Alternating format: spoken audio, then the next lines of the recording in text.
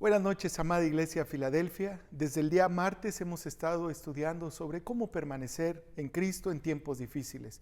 Hemos sido ese barro en manos del alfarero, hemos permanecido en el amor de Dios, también hemos escuchado consejo de parte de Él.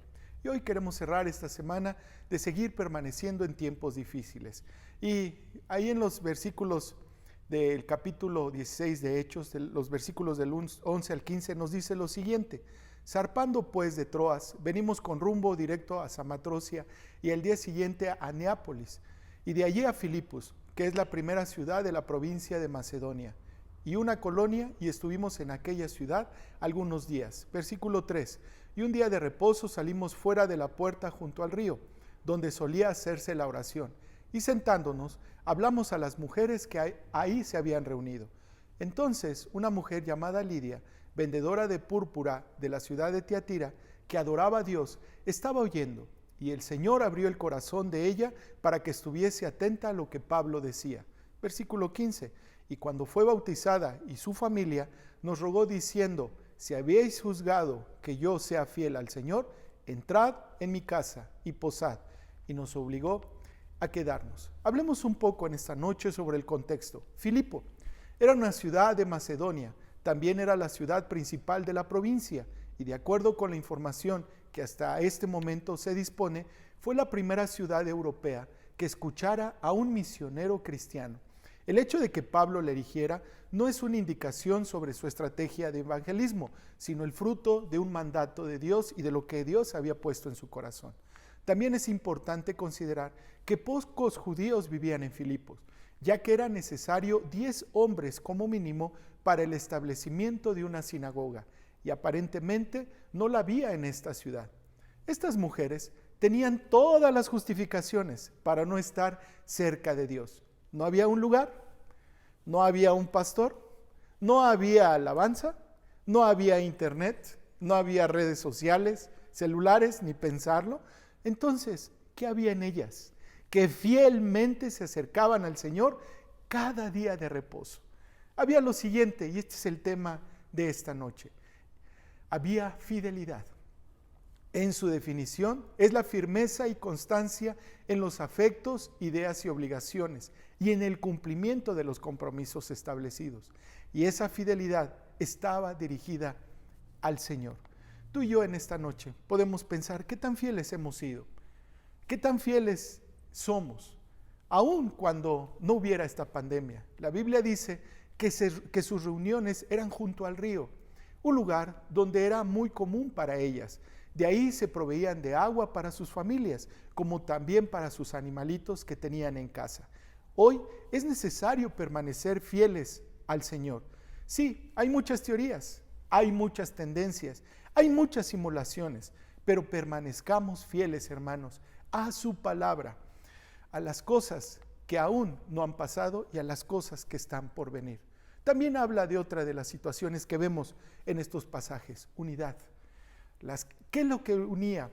¿Qué es lo que las mantenía juntas? Era el amor a Dios. Y era lo que ellas en todo el sentido de la palabra coincidían. Seguramente cada una de ellas tenía sus propios problemas, sus propias necesidades, sus propias preocupaciones, pero ese momento las mantenía unidas y tenían el mismo sentir: alabar al Señor. Hoy más que nunca nos hemos vuelto un poco intolerantes en esto.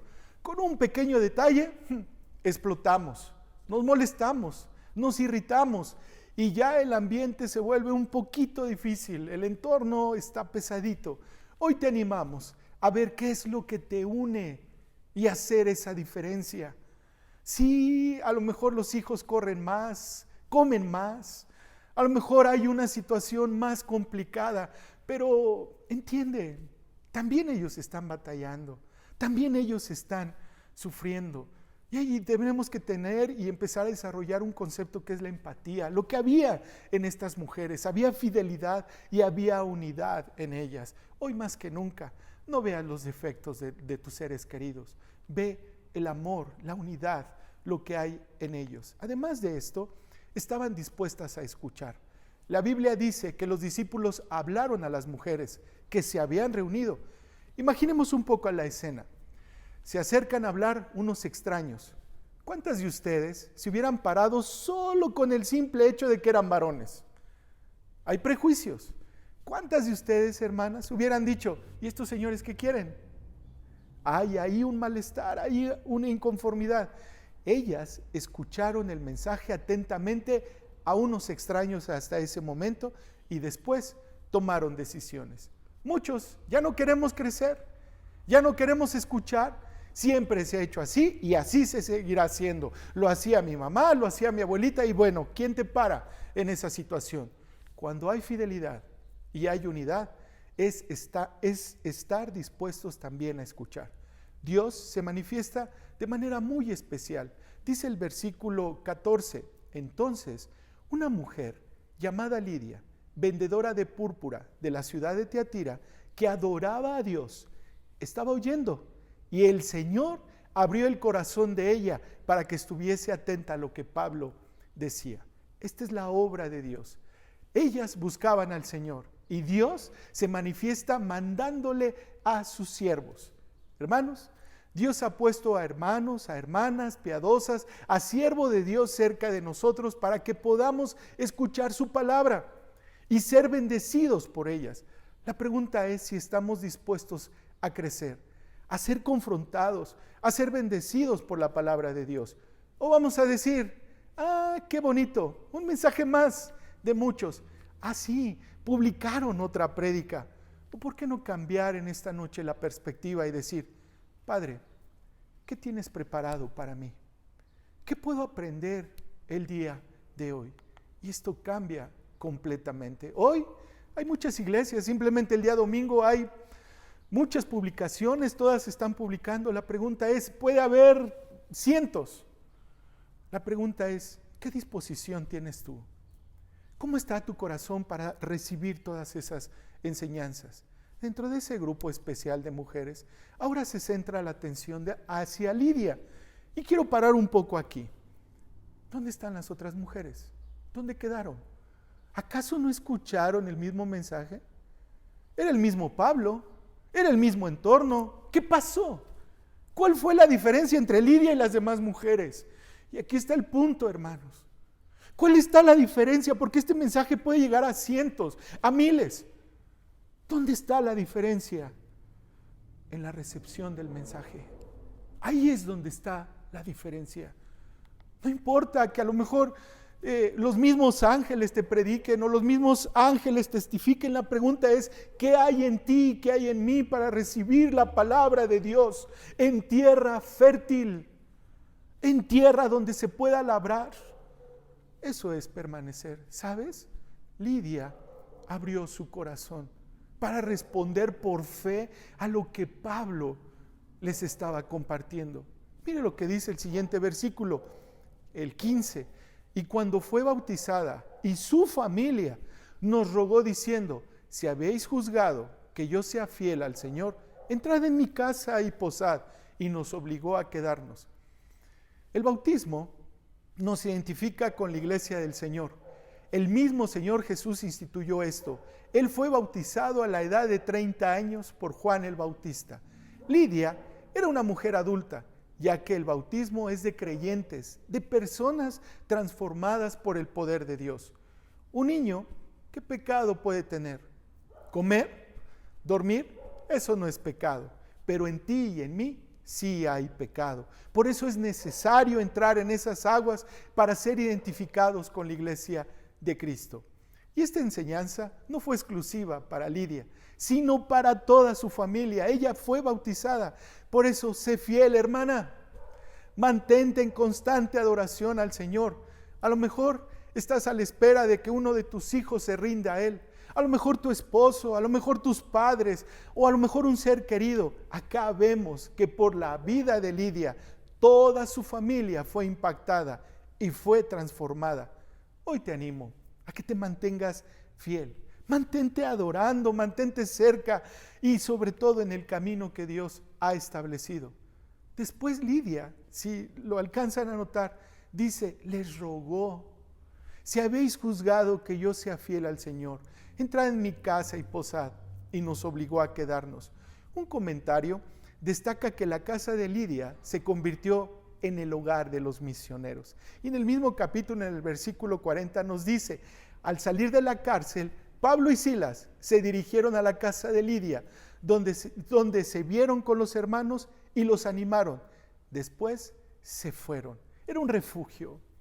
Era un lugar donde se había establecido la palabra de Dios, como la fidelidad de una mujer llegó al punto de ser un lugar de bendición. Los siervos de Dios corrieron allá, no lo dudaron. Y saben, fue el inicio de la iglesia en Filipos. Algunos no sabemos ni dónde viven. Algunos no sabemos si viven aquí en Puebla, es más. La pregunta es, deja si te visitan o no. ¿Qué hay en tu casa? ¿Qué hay en tu hogar? Hemos escuchado palabras tan bonitas, tu casa es un pedacito del cielo. O no, pastor, por favor, ni venga, porque tengo esto, tengo aquello. No. Aquí vemos que los discípulos en el momento complicado de sus vidas corren a donde están los hermanos, corren a donde está la iglesia. ¿Dónde corres tú? ¿Dónde te refugias? ¿Dónde te consuelas? Antes de terminar, rescatemos 3 aplicaciones prácticas para nuestra vida que nos van a ayudar a salir adelante en tiempos difíciles.